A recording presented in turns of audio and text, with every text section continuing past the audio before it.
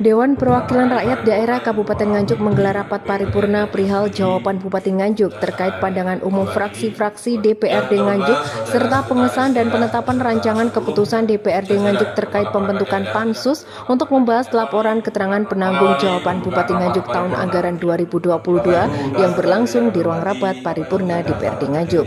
Rapat yang dipimpin oleh Wakil Ketua DPRD Nganjuk Jianto tersebut turut dihadiri oleh Ketua DPRD Kabupaten Nganjuk Tatit Heru Cahyono, PLT Bupati Nganjuk Mahren Jumadi, Sekretaris Daerah Nganjuk Nur Solekan, Wakil Ketua DPRD Nganjuk Ulum Bastomi, jajaran Forkopimda Kabupaten Nganjuk serta anggota DPRD dan Kepala OPD terkait yang hadir.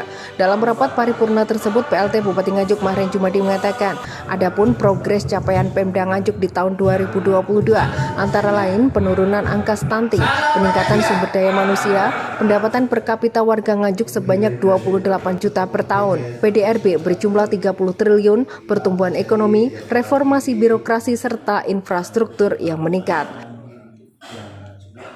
Kami sampaikan beberapa progres capaian-capaian pemerintah daerah berkaitan dengan LKPJ ini. Yang pertama kaitannya dengan misalnya stunting. Ya. Stunting alhamdulillah tahun 2021 dari 25,3% sekarang turun sampai 20%. Alhamdulillah ya. Terus kemudian yang kedua, indeks pembangunan manusia di Nganjuk tahun 2021 kurang lebih 71,97%. Tahun 2022 akhir tahun kemarin mencapai 72,93%, di atas yang direkomendasikan oleh WHO yaitu kurang lebih 72. Sehingga dari 4 indikator bagus ya, termasuk juga pendapatan per kapita orang Nganjuk kurang lebih 28 juta per tahun, ekuivalen atau sama dengan 2,333 juta pendapatannya orang Nganjuk. Ini yang perlu kita apresiasi, di atas UMR berarti kan, sehingga orang Nganjuk meskipun saya belum menyimpulkan sejahtera tapi menuju sejahtera karena sudah di atas UMR itu. Kemudian PDRB Nganjuk, uang yang beredar di Nganjuk kurang lebih 30 triliun, juga tidak sedikit ya. Maka ini bisa ditangkap oleh pelaku-pelaku usaha Nganjuk, kemudian perbankan, terus kemudian masyarakat. Kenapa? Uang yang beredar di Nganjuk di PDRB kurang lebih 30 triliun itu. Kemudian yang berikutnya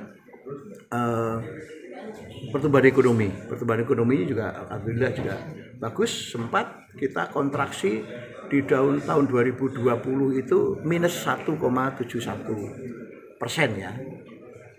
2021 kita coba genjot naik kurang lebih hampir 5%, sehingga pertumbuhan ekonomi tahun 2021 3,61% ya.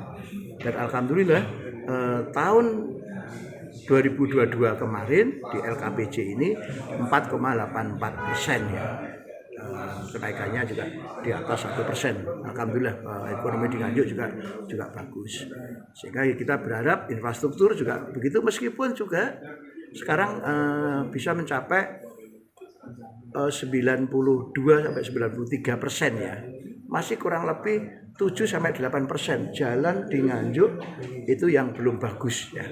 Maka kita genjot tahun ini, moga-moga nanti bisa clear ya, bisa 100% ya. Reformasi birokrasi alhamdulillah nilainya juga sudah bagus sekarang di Nganjuk. Sehingga ada beberapa indikator-indikator dari IKU kita juga bagus. Ya mohon doanya tahun ini kita genjot lagi bersama-sama. Ketua DPRD Nganjuk Tatit Heru Cahyono mengatakan dalam rapat tersebut pihaknya telah mengesahkan pansus secara detail dan rinci yang kemudian akan membahas lagi terkait jawaban Bupati terkait pandangan umum LKPJ Bupati 2022. Pada hasil rapat ini tadi jawaban Bupati terkait dengan pandangan umum fraksi-fraksi kemarin. Kemarin semua fraksi sudah menyatakan pandangan umum termasuk pertanyaan-pertanyaan dari masing-masing fraksi. Hari ini adalah jawaban Bupati. Tadi sudah disampaikan jawaban Bupati seperti itu, dan pada hari ini pula kita tadi mengesahkan pansus secara detail, secara rinci, secara teknis. Nanti akan dibahas di pansus apa yang menjadi jawaban Bupati tadi. Jawaban Bupati seperti apa tadi? Nah, tadi nanti secara detailnya akan dibahas di pansus. Memperhatikan dan seterusnya. Di bidang infrastruktur, PLT Bupati berharap dapat menuntaskan proyek pembangunan jalan yang masih kurang sekitar 7% di tahun 2023. Dari Nganjuk, Tim Liputan melaporkan. Terima kasih. Bapak Ibu.